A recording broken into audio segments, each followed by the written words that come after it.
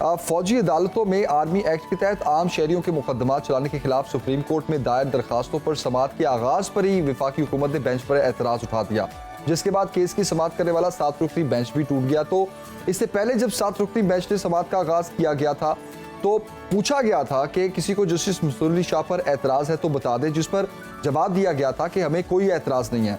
फिर ये अचानक एतराज सामने आ गया। क्या कहेंगे आप, ये एक मरतबा फिर बेंच को मुतनाज़े बनाने की कोशिश तो नहीं? बहुत शुक्रिया। बेंच को मुतनाज़े बनाने की कोशिश तो पहले दिन से जारी है और वो मुसलसल जारी है।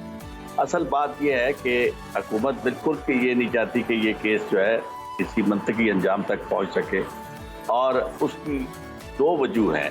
एक तो ये है कि हुकूमत के पास कोई जस्टिफिकेशन है नहीं कि आर्मी एक्ट जो है वो बुनियादी तौर पर सिविलियंस के ट्रायल कर ही नहीं सकता, यानी आर्मी मिलिट्री कोर्ट्स में आर्मी एक्ट के तहत, और उसमें एक ही सेक्शन है जिसका हवाला डी का दिया जा रहा है, और उसमें सिर्फ ये था कि अगर साथ फौजी हो और फौजी के साथ यानी कनाइवेंस में इन्वॉल्व हो अपना सिविलियन तो फिर ट्रायल हो सकता है। और जब ट्रायल के लिए की गई कोशिश तो फिर ये था कि APC वाला वाक़या सबको मालूम है कि उस वक्त ये अमेंडमेंट करके कोर्ट्स बनाई गई थी और सिविलियन के ट्रायल रखे गए थे, और उसके बाद फिर इस पर सनसेट क्लास भी थी और वो टाइम ख़त्म हो गया तो फिर इसको एक्सटेंड किया गया और 2 साल के बाद वो ख़त्म हो गया मामला। तो अब मामला ये है कि कोर्ट सबसे पहले उन कोशिश यही है कि ताख़ीरी अरबे इख्तियार किए जाए, फिर इसको मुतनाज़े बना दिया जाए। और एक और बात आप ध्यान में रखें कि इस तरह कभी हुआ नहीं है कि आप वज़ीर दाखिला जो है वो वक्त से पहले ये कहे कि जी इस केस का भी जो है फैसला है उसका वही अंजाम होगा जो इससे पहले 14 मई वाले फैसले का हुआ है। इससे ज़्यादा अदालत की तौहीन क्या हो सकती है और बेतौकीरी क्या हो सकती है जी। ये हुकूमत बुनियादी तौर पर गैर आइनी इसकी बुनियादें हैं और सारे के सारे इक़दाम गैर आइनी, पंजाब और KPK की हुकूमतें गैर आइनी, इलेक्शन ना करवाना गैर आइनी, आइन की खिलाफ वर्जी, सुप्रीम कोर्ट का हुक्म ना मानना गैर आइनी, और इन शहरियों के बुनियादी इंसानी हकूक छीनना, रात को 3 साढ़े 3 बजे लोगों के घरों में जाना, डाके डालना, उनकी बुनियादी इंसानी हकूक की सीरियल खिलाफ वर्जी, ये आइन के खिलाफ है। और हुकूमत जो है उसके पास सवाए इसके कि वो अपने दुश्मनों को, और इसका एक पहलू जिसकी तरफ लोग तवज्जो देने की कोशिश नहीं कर रहे, जहाँ तक इसका ताल्लुक है कि जो ये काम है इसको तो कोई जस्टिफाई कर नहीं सकता कि जी तनसीबात पर हमला या आप अपनी अफवाज जो है उनकी किसी तौर पर भी इस तरह बेतौकीरी करें शोहदा की भी। असल बात यह है कि ये बेतौकीरी में एक पहलू जो है वो जिसको बिल्कुल नज़रअंदाज किया जा रहा है कि वो एक वेस्टेड इंटरेस्ट वाली पार्टी मौजूद है PDM, जो पहले दिन से कोशिश ये कर रही है कि उनके सियासी मुखालिफिन को इस तरह की सूरत हाल पैदा कर दी जाए कि उन पर पाबंदी लग सके, उन्हें दहशत गर्दी में ट्राई किया जा सके। और इससे पहले भी ये कोशिश, और इससे पहले अगर वज़ीर दिफा का इंटरव्यू आप देख लें 1-2 दिन पहले, तो उन्होंने कहा अहमद मीर को कि जी, उन्होंने कहा जी आप अभी तक उन्हें तो पूछ नहीं रहे, कहते हैं ज़रा ठहरो तो सही, देखते हैं, आप देखते जाए क्या होता है। तो ये सारी प्लानिंग मौजूद थी, और इस प्लानिंग को अगर आप बेनकाब नहीं करते तो आप क्या रहे हैं कि पाकिस्तान के शहरी जो है सिविलियन, जिनका सिर्फ इख्तलाफ कसूर ये है कि वो इख्तलाफ रखते हैं आपके साथ, और वो इख्तलाफ को इस हद तक नहीं ले जा सकते कि वो अपनी अफवाज के खिलाफ हो जाए, लेकिन ये अपने इक़्तिदार को तूल देने के लिए लोगों को अफवाज के खिलाफ, और अगर खुदा न खास्ता ये ट्रायल हुए मिलिट्री के पास तो फौज और अवाम के दरमियान फासले बहुत बढ़ जाएंगे और इसका हमें बहुत ज्यादा नुकसान हो जाएगा। तो मैं ये समझता हूँ कि इस वक्त ये बहुत बड़ा काम है जो 2 वकला ने अपने जिम्मे लिया है, और उसके बाद सुप्रीम कोर्ट बार भी आ गई इसमें। ये काबिल तहसीन लोग हैं जो इस मामले में आगे बढ़ रहे हैं। हमें पाकिस्तान को बचाना है और हमें पाकिस्तान की अफवाज और लोगों के दरमियान फासले कम करने हैं। इस तरह की गुफ्तगू मोदी ने की है हमारे लिए ये काफी आंखें खोलने के लिए। वो कहता है कि पाकिस्तान अपनी बर्बादी की तरफ खुद जा रहा है, तो उसकी बर्बादी की यही वजह है कि हम अपने आप को खुद मार रहे हैं।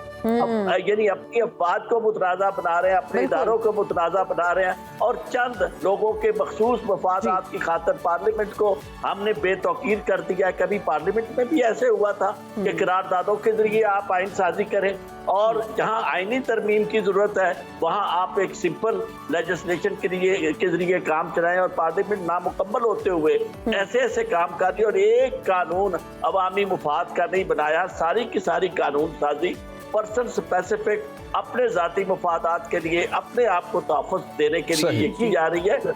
इसलिए इस पहलू को नजरअंदाज किए बगैर हमें इन केसेस की तरफ आगे नहीं जाना चाहिए। और दहशतगर्दी की अदालतें मौजूद हैं। फिर ये कि इसका नुकसान ये होता है कि आप एक पैरेलल जुडिशल सिस्टम जब ले आते हैं जिसका अदरवाइज आइन में तसव्वुर नहीं है, चूंकि 10A क्लॉज जो है वो फेयर ट्रायल की गारंटी करती है और जो ये अदालतें होती हैं अपनी हद तक तो ये फेयर ट्रायल करती होंगी फौजियों की हद तक जो भी उनका मामला है, लेकिन बुनियादी तौर पर इनकी ट्रेनिंग अदालती होती नहीं है जो लोग वहाँ प्रिजाइड कर रहे होते हैं। तो इसलिए इंसाफ के वो तमाम तकाजे जो आइन लोगों को देता है वो पूरे हो नहीं सकते। इसलिए हमें इस मामले में बहुत ज्यादा हज़्म एहतियात का दामन थामना चाहिए और इसकी तरफ बहुत तेजी से और खुशी से नहीं बढ़ना चाहिए। जिस तरह सियासी मुखालफिन को खत्म करने के लिए राना साहब कहते हैं कि जी 1000 लोगों को गोली मार दी जाए या उनको फांसी दे दिया जाए, ये माइंडसेट तो देखें। और मरियम नवाज खुद कहती हैं कि जनाब हमें दुख तो हुआ है लेकिन खुशी बहुत हुई है कि ये लोग एक्सपोज हो गए हैं। ये बात बिल्कुल क्लियर है कि उनका यही मंशा था कि फौज और अवाम जो है वो आपस में यानी लड़ाई उनकी हो जाए और खास तौर पर पीटीआई के कारकुन और पीटीआई का वो कला कमा जो हम वो नहीं कर सकते सियासी तौर पर, उसका बीड़ा जो है वो फौज उठा ले। और आप देखें जब से फौज ने ये काम शुरू किया है और उनके साथ मिली है वो कितनी उनकी रौनक कितनी बढ़ गई है और उनका अंदाज क्या बढ़ गया है। सहाफियों को थप्पड़ मार रहा है वजीर खजाना और इस तरह की गुफ्तगू टीवी पे वो कर रहे हैं। ये है कि वो अपने आप को मर्दे मैदान समझ रहे हैं कि अब उन्होंने मैदान फतह कर लिया है, पाकिस्तान की आवाम को उन्होंने फतह कर दिया। तो मैं आखिरी बात फिर यही गुजारिश करूंगा कि इस फतह में वो अपना काम सियासी तौर पर करे तो करे, हमारी अफवाह जो हमारी अपने दिल से ज्यादा हमें करीब है उन्हें इसमें उनका आलाकार नहीं बनना चाहिए और ये हमारे लिए नाकाबिले तलाफी नुकसान हो। बिल्कुल। ब्रिगेडियर वकार साहब आपकी तरफ आऊंगी। क्या सिविलियन का फौजी अदालतों में ट्रायल हो सकता है? कानून इस हवाले से क्या कहता है? और ये भी बताइएगा कि फौज का खुद एहतसाबी का जो निज़ाम है वो कितना मौसर है? जी इसमें एक तो आई थिंक आरिफ साहब से मैं हमेशा बड़ी रिस्पेक्ट करता हूँ, इज अ रिनोन्ड लॉयर, लेकिन अभी आई थिंक लंबा चौड़ा नैरेटिव दिया गया। उसमें ऐसे लगता है कि कल कोई बातचीत ही नहीं हुई ना मीडिया पे और सिर्फ पीडीएम का। I think there was a pressure by the DGISPR और जिसके अंदर उन्होंने एक तो जो फौज के अंदर थॉट प्रोसेस है और दूसरा जो हमारे शोहदाए उनकी फैमिलीज़ का थॉट प्रोसेस है उसके ऊपर आई थिंक बड़ा मुदल्लिल बातचीत भी हुई, बड़ा स्ट्रॉन्ग मैसेज दिया गया। जो एक तो वो रिफ्लेक्ट करता है। बाकी फौज ने इंटरनल जो अकाउंटेबिलिटी का सिस्टम है, आपने ये भी सवाल किया, you have seen it case के अंदर उन्होंने मिसाल दी कि अगर एक अनफेयर यूज से एक टायर भी बर्स्ट हो जाता है तो उस पर भी इंक्वायरी होती है। तो then we had a list of very senior officers who were tried because of negligence. तो ये तो है ओवरऑल निज़ाम का। अभी मैं थोड़ा सा कंपैरेटिव एनालिसिस हमेशा बेहतर होता है, ह्यूमन राइट्स पे भी बात करेंगे कि 9th में जो है उसको बेसिकली पीटीआई कर रही है ट्रिवियलाइज का ये है कि एक तो आप इसका मजाक उड़ाएं, आप इनकी मीम ज़रा जाके चेक करें और इवन कल के प्रेशर पे यानी आई वुड से बेशर्मी की इंतहा है कि ये लोग इस तरीके से इसको अप्रोच कर रहे हैं। नंबर 2 जो है उसके अंदर जो 9th में से पहले अगर पाकिस्तान आर्मी एक्ट एग्जिस्ट करता था और उसकी प्रोविजन थी, तो 9th में के बाद अगर आप कोर्ट में जाते हैं तो मेरी अपनी raw understanding, I am not a lawyer, कि ये बदनीति पे मबनी है स्टेट अवे जो भी अपील है इनकी, क्योंकि इससे पहले भी तो ये लॉ था। अच्छा अभी आ जाते हैं कि रीजन में क्या हो रहा है। ये बड़ा ज़रूरी है कि थोड़ा सा मुझे आपने टाइम देना है कि रीजन में मैं पहले साख रीजन की बात करूँगा। बांग्लादेश में एग्जैक्टली ये कानून है, जो हमारा पाकिस्तान आर्मी एक्ट है वो भी बांग्लादेश आर्मी एक्ट है और civilian can be tried in military courts और वो समझते हैं कि उनका जो सिक्योरिटी लेट्स से मैट्रिक्स है उसके अंदर इसकी ज़रूरत है, डिस्पाइट के बड़ी स्ट्रॉन्ग डेमोक्रेटिक गवर्नमेंट है। अच्छा इंडिया में आ जाए जो सबसे बड़ी जमहूरियत में 2 लॉज की मैं बात करूँगा। मे बी एक लॉ जो थोड़ा सा इररेलेवेंट लगे लेकिन एक वहाँ पे लॉ है, एक्ट है, armed forces special power act.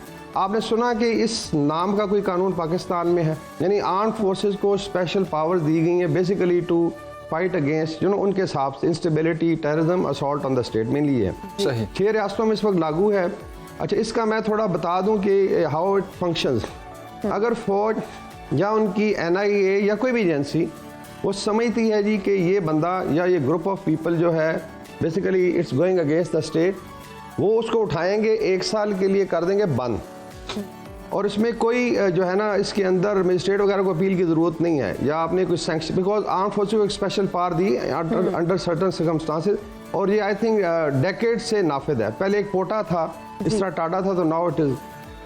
इसमें फिर उसके बाद साल इमेजिन कि अगर मिलिट्री कस्टडी में या रॉ की कस्टडी में NIA को है, उस बंदे का क्या होगा। उसके बाद एक सीक्रेट कोर्ट बनेगी जिसमें सो कॉल्ड सिविल जजेस फैसला करेंगे। तो कहने को उन्होंने एक रंग दिया हुआ है, लेकिन 1 साल में जो हशर करेगी इंटेलिजेंस के साथ, फिर आपको पता ही हो क्या बयान देगा।